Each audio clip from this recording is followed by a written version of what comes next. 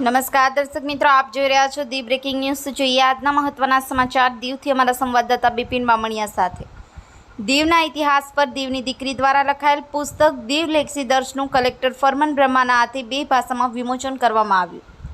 સંઘ પ્રદેશ દીવના કલેક્ટર કચેરીના કોન્ફરન્સ હોલમાં દીવની દીકરી લેખિકા દર્શના વિરલ વ્યાસ દ્વારા લિખિત પુસ્તક દીવ લેક્સી દર્શનું કલેક્ટર ફરમાન બ્રહ્માના હાથે 2 ભાષા અંગ્રેજી અને ગુજરાતીમાં વિમોચન કરવામાં આવ્યું હતું। આ પુસ્તકમાં લેખિકાએ દીવમાં પોર્ટુગીઝ શાસન પહેલાંના સમયથી દીવના ઇતિહાસ અને ભવિષ્ય વિશે પણ લખ્યું છે। કાર્યક્રમના પ્રારંભમાં કલેક્ટર અને અધિક કલેક્ટર લેખિકા દર્શના વિરલ વ્યાસ દર્શ સહિત ઉપસ્થિત તમામ અધિકારીઓ, તેમના માતા પિતા, પરિવારજન, શિક્ષકો તમામનું પુષ્પગુચ્છથી સ્વાગત કરવામાં આવ્યું હતું। ત્યારબાદ લેખિકાના બહેન નૂતન વ્યાસે લેખિકા દર્શના વિરલ વ્યાસ દર્શનો સાહિત્ય પરિચય આપ્યો અને તેમની સાહિત્યિક સિદ્ધિઓ અને મળેલા પુરસ્કારો પર પ્રકાશ પાડ્યો હતો। આ પ્રસંગે દીવ જિલ્લા કલેક્ટર ફરમાન બ્રહ્માએ તેમના પ્રાસંગિક પ્રવચનમાં લેખિકા દર્શના વિરલ વ્યાસ દર્શને અભિનંદન અને શુભેચ્છાઓ પાઠવતા જણાવ્યું કે આપણા સૌ માટે ગૌરવની વાત છે કે લેખિકા દર્શનાર્થી દીવની દીકરી છે અને તેણીએ પ્રથમ વખત દીવના ઇતિહાસ વિશે લખ્યું છે। તેમણે એમાં પણ કહ્યું કે 3 મહિના સુધી સતત મહેનત કરી અને દીવના ઇતિહાસને લગતા તથ્યોનું સંકલન કરી આ પુસ્તક લખવાનું તેમનું કાર્ય ખરેખર પ્રશંસનીય છે। આ પ્રસંગે દીવ કલેક્ટરની દરેકને એમેઝોન પરથી ઓનલાઈન આ પુસ્તકની નકલ મેળવવા અનુરોધ કર્યો હતો, જેથી લોકો દીવના ઇતિહાસની મહત્ત્વની અને રસપ્રદ તથ્યોની વાકેફ થઈ શકે અને બને તેટલા લોકો સુધી દીવના ઇતિહાસ વિશે જાગૃતિ ફેલાવી શકે। ત્યારબાદ અધિક જિલ્લા કલેક્ટર ડૉક્ટર વિવેક કુમારે લેખિકાનો આભાર માનતા જણાવ્યું હતું કે દીવ લેક્સીનું આ પુસ્તક દીવના વારસાને અકબંધ રાખવાનો સાર્થક પ્રયાસ છે અને તે તમામ લોકોને દીવના ઇતિહાસ વિશેની અમૂલ્ય માહિતી આપશે।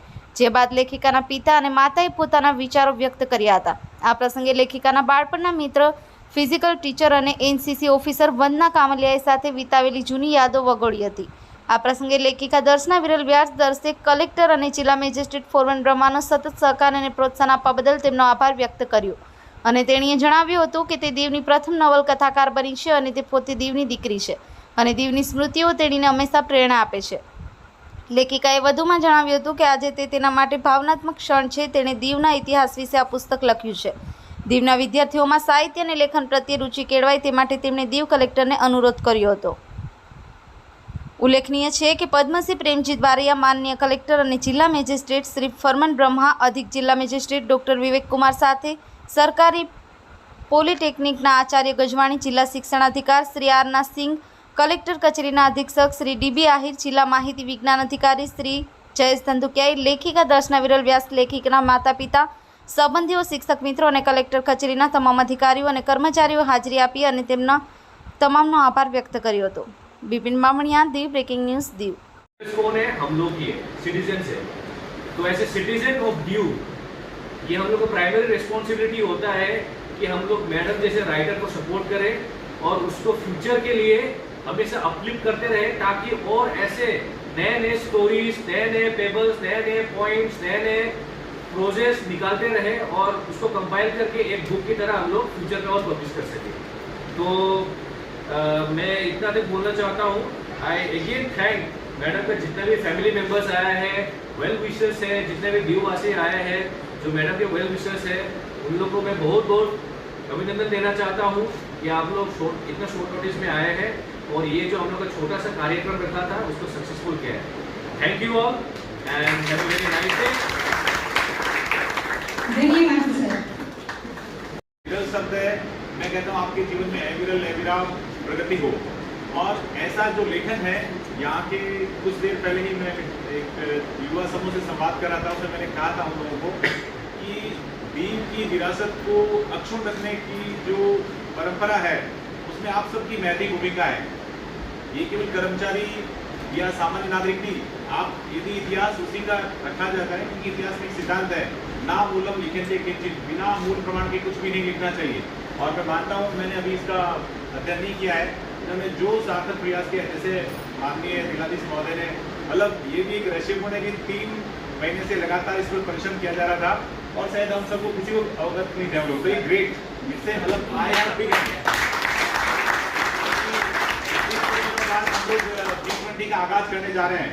तो हमारी सबकी चिंता थी कि हम लोग जो विदेशी आगंतुकों के सम्मुख दीव के संदर्भ में क्या सूचना दे पाएंगे। तो अभी जो जिलाधीश महोदय ने बताया कि हमारे पास में एक पुस्तक होगी और वो सूचना का संसार होगी, तो अमेजन पे आप लोग भी खरीदें और जो बाहर से आ रहे हैं उनको भी हमारे बारे में कुछ सूचनाएं होंगी। और ये एक कदम है। बाकी जो सदन में उपस्थित नागरिक वृंद है उनसे मैं कहूँगा कि इसका आगे विस्तार कीजिए, क्योंकि इतिहास का अंत नहीं है। केवल कालखंड के संदर्भ में हम एक काल को चुनते हैं, टाइम को, कि इस पीरियड से इस पीरियड तक हमने लिखा है, और इसमें चूंकि अब तो पद्मश्री अवार्डी भी दिल से हो गए हैं, तो नए नए तथ्य इसमें जुड़ते जाएंगे। और इन्हीं शुभकामनाओं के साथ मैडम, आप अच्छे लेखक रहें, सदैव स्वस्थ रहें, और मेरी प्रत्येक शुभकामनाएं आपके साथ हैं। वंदे मातरम। Thank you. કે આજે દીવનો ઇતિહાસ લખવાનો મને ઈશ્વરે અવસર આપ્યો, માતૃભૂમિનો મહિમાગાન કરી અને એમનું ઋણ ચૂકવવાનો એક નિમિત્ત મને બનાવી. આ પુસ્તક ગુજરાતીમાં દીવ એક ઐતિહાસિક ધરોહર અને અંગ્રેજીમાં દીવ લીગસી એ બંને ભાષામાં પ્રકાશિત થયું છે. આ પુસ્તકનું અનુવાદ છે એ ડૉક્ટર રાજેશ જોશી દ્વારા કરવામાં આવ્યો છે, અંગ્રેજી અનુવાદ. આ પુસ્તકની અંદર આપણે ઘણી બધી બાબતોને સમાવી છે, જેમ કે દીવ એટલે દ્વીપનું અપભ્રંશ થતાં દીવ બન્યું, અને એ સતયુગના સમયથી લઈ અને આજના દીવ સુધીની સફર યાત્રા એ તમને આ પુસ્તક દ્વારા જોવા મળે છે. તો આ પુસ્તક છે એ આપણને સૌને આપણા દીવ સાથે જોડે છે. દીવ પર અનેક શાસનો આવ્યા, અને એ શાસનો આવવા સાથે જે દીવની પ્રજા તેની સાથે ઢળી છે, દીવની પ્રજાએ તેમની સાથે જે વિકાસ સાધ્યો છે, એક તાલમેલ બેસાડ્યો છે, અને દીવ આજે સતયુગથી લઈ અને આવનારા દિવસોમાં જે એક આધુનિક રૂપ લઈ રહ્યું છે ત્યાં સુધીની સફર આ પુસ્તક દ્વારા આપ સૌ માણશો.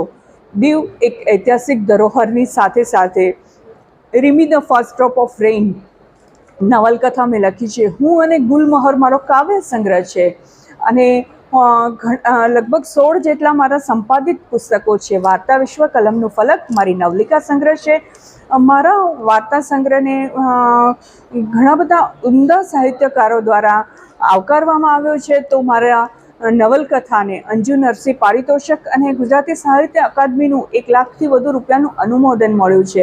સાહિત્યમાં અત્યારે મારી સાથે 200થી વધુ રાઇટરોને હું એક શિક્ષણ આપી રહી છું કે સાહિત્યમાં કઈ રીતે આગળ વધી શકાય, સાહિત્યના અલગ અલગ વિભાગો અને અલગ અલગ જે તેના ફોર્મેટ્સ છે એમાં કઈ રીતે લખી શકાય એનું એક પદ્ધતિસરનું એક જ્ઞાન આપી રહી છું.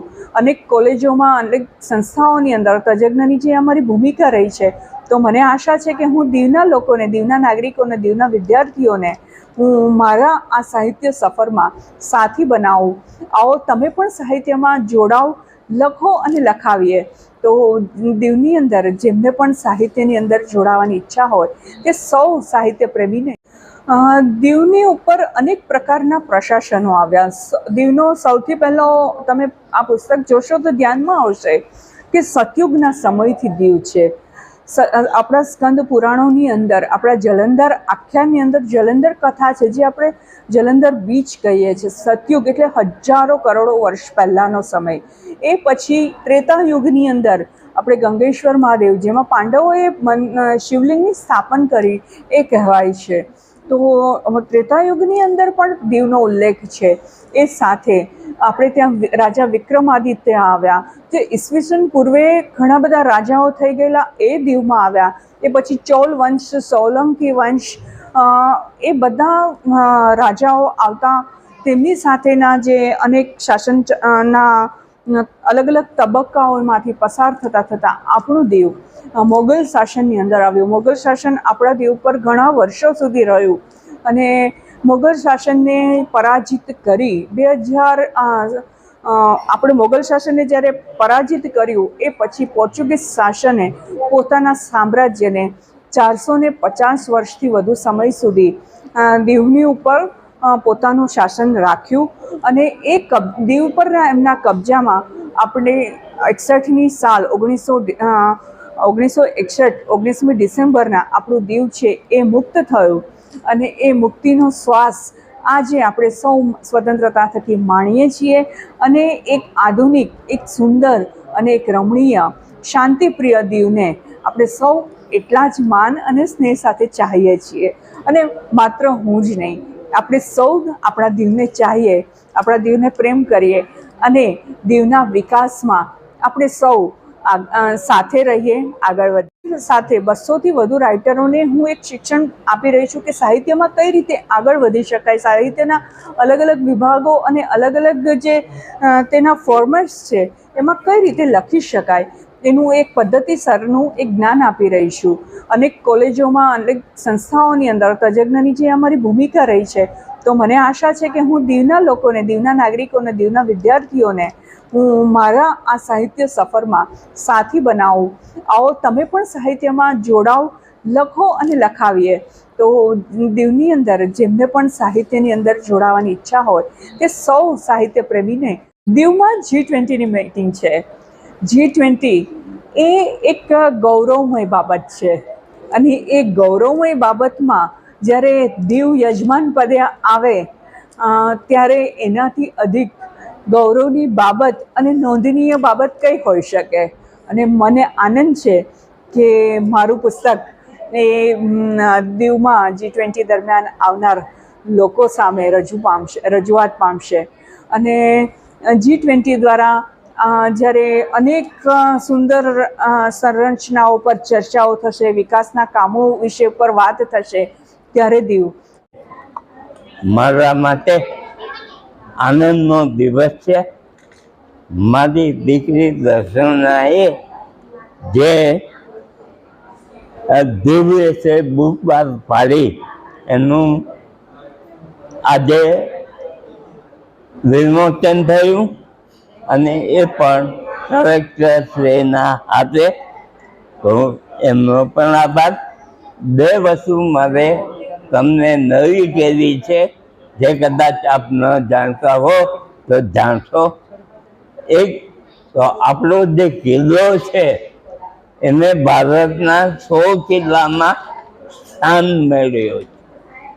એટલું જ નહીં, અહીંયા જે જલંધરનો પ્રસંગ છે દિવાળી પછી આપણે એ તુલસી વિવાહના નામે ઓળખીએ છીએ અને ખાસ કરીને ત્યાર પછી આપણને લગ્નો કરવાની છૂટ મળે છે. એ પ્રસંગ પણ દીવમાં બન્યો અને આજે ભારતમાં એક એવું મંદિર છે જે બીજે ક્યાંય તમને જોવા નહીં મળે અને તે છે જલંધરનું મંદિર. ભલે નાનું છે પણ નાનું એ રાઈનો દાણો એના જેવું છે. માટે એ પ્રસંગ આપણે માટે ગૌરવ ભર્યો છે. Thank you.